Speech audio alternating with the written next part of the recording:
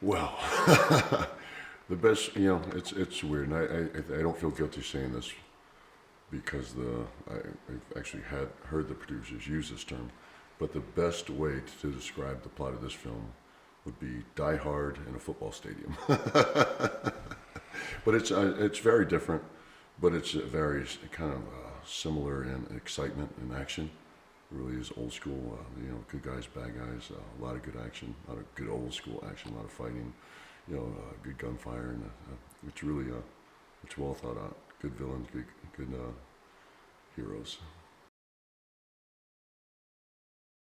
So Michael Knox would have been ex-military, um, probably now working for some secret government agent.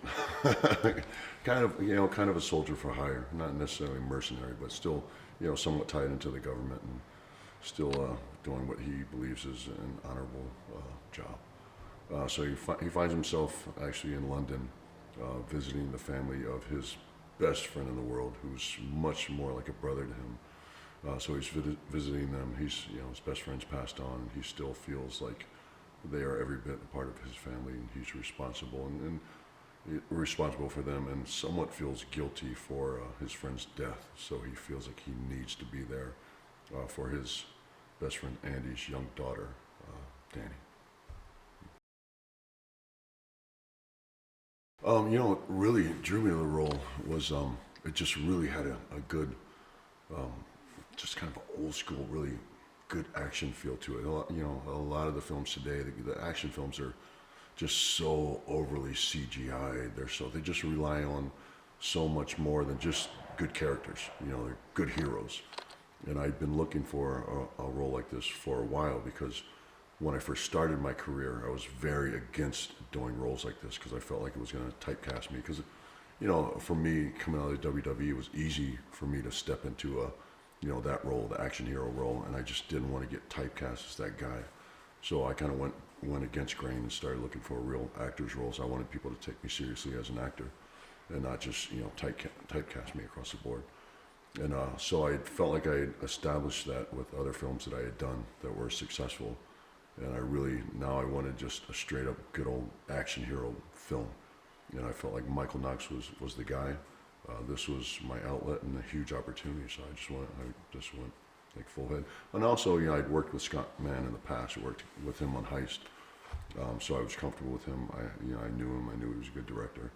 And so there was just a lot of contributing factors that drew me to the role. Well, the cool thing is Scott and I. So to work with Scott Mann again, it was just comfortable. It was familiar. I was very. We had, I think we took to each other right off the bat. When we did our first film together, which was Heist. The cool thing about Scott, and I knew this was going to be the case coming into Final Score, was Scott really likes to collaborate, which for me, because when it comes to stuff like this, I'm a bit of a control freak. So I like to have control of my character, as it's important to me. And I knew he'd give me the freedom. And sometimes, we banged heads a little bit, because disagreeing about this and that. But we always came, to an agreement. And at the end of the day, it always just kind of worked out for the best. And when I say that, I don't mean to sound like we were arguing by any means, arguing on set and working against one another. It was definitely a collaborating thing, and we'd share our different opinions, and we'd collaborate and come out to and come up with something that worked the best for the film. So yes, my first time working with Pearson, first time I'd ever met him on this film. I was a fan of his coming into the film, and I think most people are just they're familiar with him from being a James Bond. Nothing makes you more famous than being a James Bond. But for me, I, I loved Pierce and Mrs. Doubtfire. I think that would be my number one role in it. I thought he was absolutely brilliant. And also Thomas Crown Affair, which I thought was a beautiful movie. It was really well done every way. I thought his character was more interesting in Thomas Crown Affair.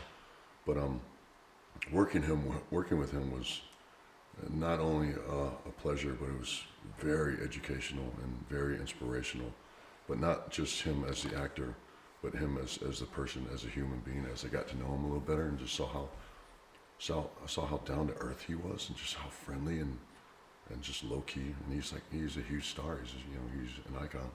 And for a guy like he came over and hung out with me in my dressing room, and I thought, it was a little, he's on a pedestal with me, so when he came out and I just felt like, man, this guy's just made him that much.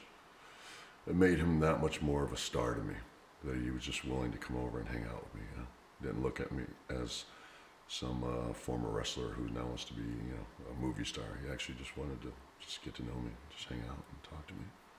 So it meant a lot to me. It may sound like a simple thing, but to me, it meant everything in the world.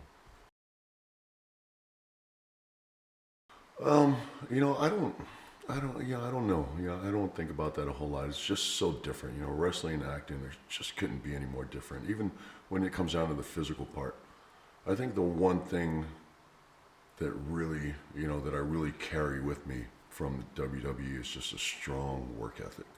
Because it's one of those things it is a constant grind. It's a year-on grind. We don't have an off season.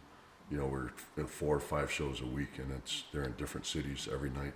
A lot of times, different countries. We try a worldwide show, and so it's just a constant grind, and it just toughened me up a little bit. And also, there was it was kind of a saying, in the WWE locker room. We always had a lot of respect for the crew, because the crew was there before we got there, and the crew was there after we left. And I think I carry that with me, and I think a lot of people really appreciate it, which is surprising to me. But it kind of, it makes me put things in perspective, and really, I really like that they appreciate that about me. I mean, I don't think twice about it, but it's something that was instilled in me from WWE and being on that grind, just working as a team effort.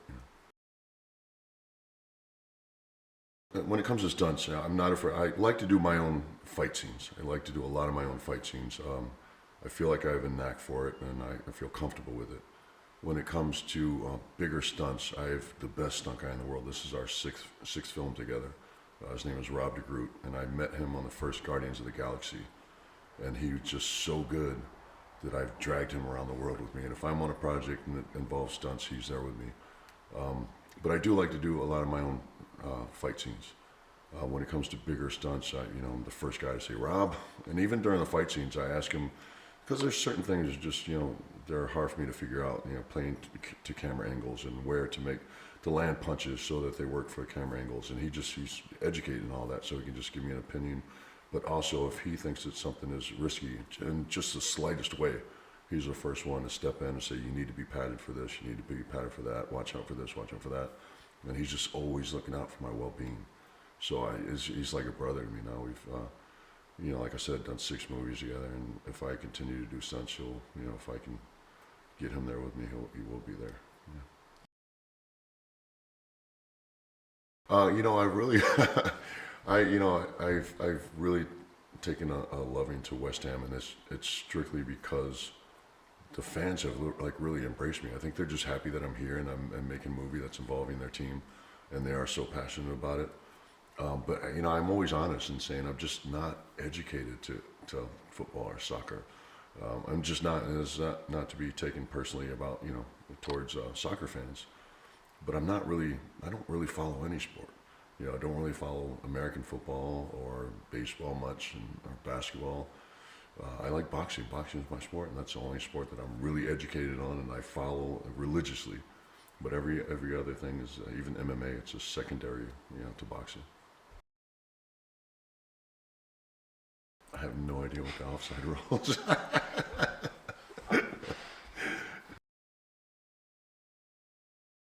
I think audiences can expect a lot of action, a lot of really good drama, and under all of that is just a really loving, touching story about this guy who's just heartbroken over losing his friend and just has such a love for his family that he really just wants to be there. And he will go through hell to protect his friend's daughter, Danny. I think it really is. I mean, that's what it really boils down to, is that kind of love for family. He considers them his family, and there's nothing he won't do for them to protect them and keep them safe.